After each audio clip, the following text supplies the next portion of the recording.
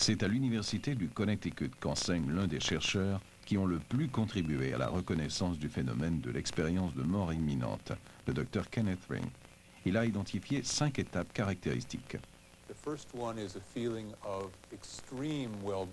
Le premier stade se caractérise par un sentiment d'extrême bien-être et de paix.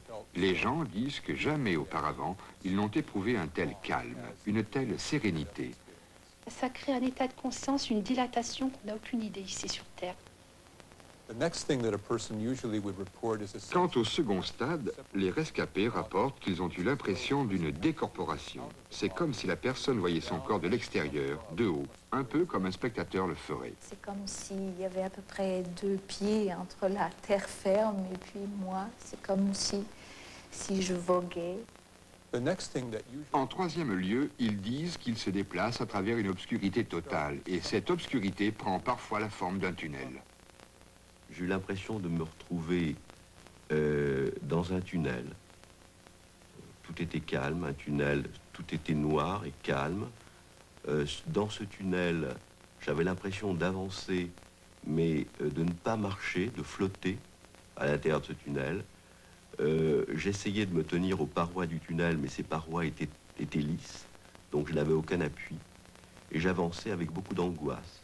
Et je suis partie dans un tunnel, enfin, difficile de mettre des mots sur cette réalité, une sorte de cible qui s'est petit à petit mise en tunnel, hein, avec des couleurs extraordinaires qui se généraient elles-mêmes. Alors moi j'y étais, et j'étais ces couleurs, j'étais le son. Il y avait des sons aussi qui avançaient vers moi. Et ça passait comme ça sur les côtés, vous voyez, comme si j'avais plus de corps, plus de matérialité, mais j'étais à la fois ces couleurs, ces sons, qui se généraient d'eux-mêmes, et j'allais très très vite, excessivement vite. Là, j'ai ressenti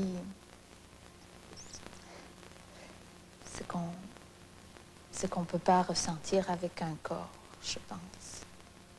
Vraiment. Comme une grande joie. C'est plus qu'une joie, c'est le mot, je pense, qui se rapproche un peu plus de ça, c'est de l'allégresse. Ça, c'est le quatrième stade, le plus profond. Mais après, il y en a encore un autre.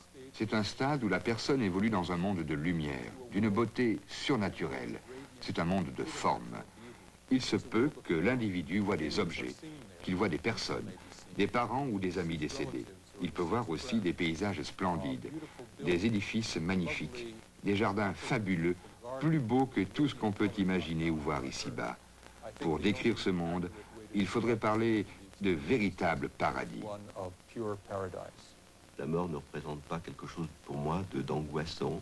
J'ai l'impression que maintenant quelque chose peut se passer ailleurs, quelque chose existe ailleurs. Pour moi, il n'y a pas de mort, si vous voulez. La mort, c'est simplement un passage vers une vie, mais une vie beaucoup plus épanouissante, plus vraie. C'est la vraie vie, finalement. Pour moi, c'est une initiation.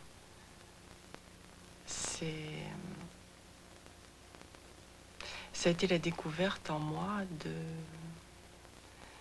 du divin. Je viens d'étincelles divines que chaque être porte en soi, et je n'étais pas persuadée que je l'avais. Et au fond, ce serait peut-être ce que Jung appelle le soi avec un grand S. On